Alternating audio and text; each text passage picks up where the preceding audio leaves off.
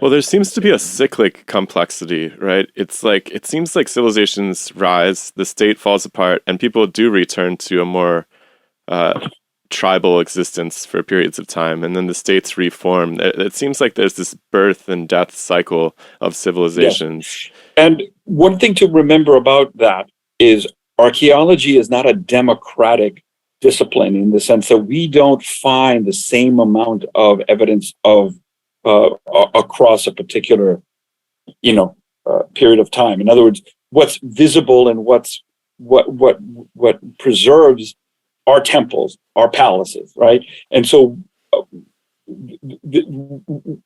archaeology has a problem just from a preservation perspective in terms of being able to talk about these ups and downs, because they look much more stark in the archaeological record, because one day they're there and one day they're not.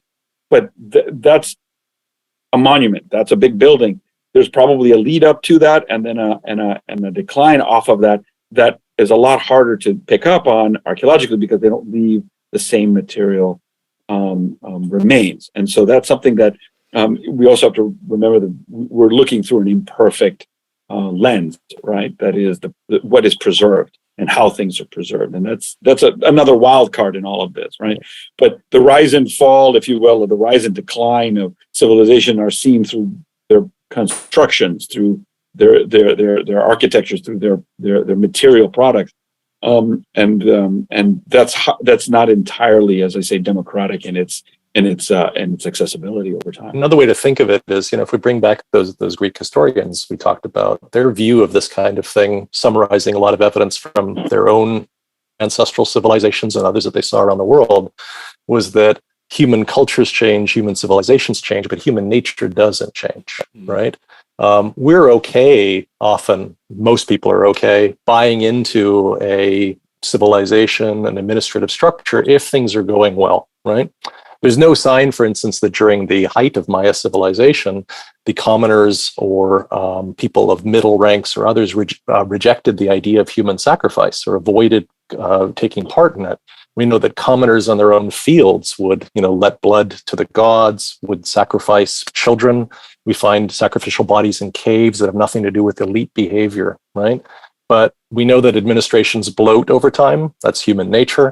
And if we get to a point where it is in excess of expectations and the commoners are suffering, right? Maybe they're not redistributing food appropriately, right? Then we have the lack of buy-in. Suddenly, there's no reason to put up with this anymore. Maybe, in fact, the administration bloats so much that there's too many people consuming and not enough people producing.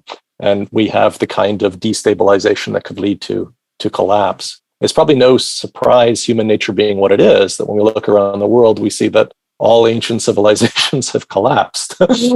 We find very, very little signs of continuity. One probable exception is China, right? For a long period of time, going back to at least 1200 BC, we have a group and a continuity. The same writing system has been around now for 3,200 years. Not to say that it hasn't undergone changes, and not to say that there haven't been some tremendous recalibrations of centers of power, but that would be the most successful long-term experiment in some ways. And not everyone would want to live in contemporary China necessarily if they had their choice of all of the different, political structures. Well, they had enormous bureaucracies too, right? They have some of the most incredible, 1,000-year bureaucracies. It's unbelievable. How are they? I mean, totally out of your wheelhouse, I'm sure, but how are they able to avoid this administrative? How are they able to avoid this catastrophic? Occasionally, of course, all of those administrative individuals have been put to death, haven't they? We've had the Red Revolution, and all people in all universities, either co-opted or ended. So there have been some pretty drastic revolutions within what we still consider to be a continuing structure. Maybe that's the cost of keeping, the structure going in those kinds of places. In other places, it's just ended, hasn't it? Rather than continued in other guise. Yeah. There's been a growing interest in resiliency theory in archaeology. And really what we're learning from resiliency theory is that resilience doesn't necessarily mean that the system stays the same, and it just is able to absorb different change, absorb conflicts or absorb external changes. What happens is it modifies its system internally in different ways, and certain aspects of that system suffer more than others for the good of the whole system, right? So in other words, you can see this as being, this civilization or the society lasted for 1,000 years and was able to maintain a certain stability despite all of these challenges that they were faced with, ecological and whatnot. But if you look more carefully at it, what's happening, resilience there, or responses to those challenges, mean they're highly modifying certain aspects, or they're lowering population, or they're reducing, they reduce population quality of life and so forth in different ways, just to maintain certain parts. So maintenance of certain things, i.e., language, writing, monuments, and political systems, might come at a cost, but those costs are harder to see archaeologically because they might relate to people who leave a much smaller material signature, right? And so there's this notion of continuity, but actually there's a lot of change underneath that's trying to absorb these impacts or these challenges in different ways, and that's perhaps when one of the things that might be happening with the classic Maya is that there was not enough resilience in the system to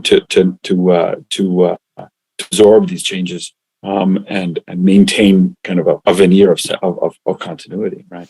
To me, the notion of continuity and change and so forth are words to describe a kind of a long-term adaptation to particular conditions, right? And some have said, basically the decline of lowland Maya civilization was just an adaptive response, right? It was a perfectly reasonable response to what was going on.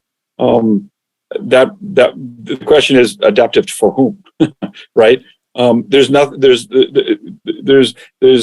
reason to suggest that life after the Great Maya collapse overall was worse for some people, right?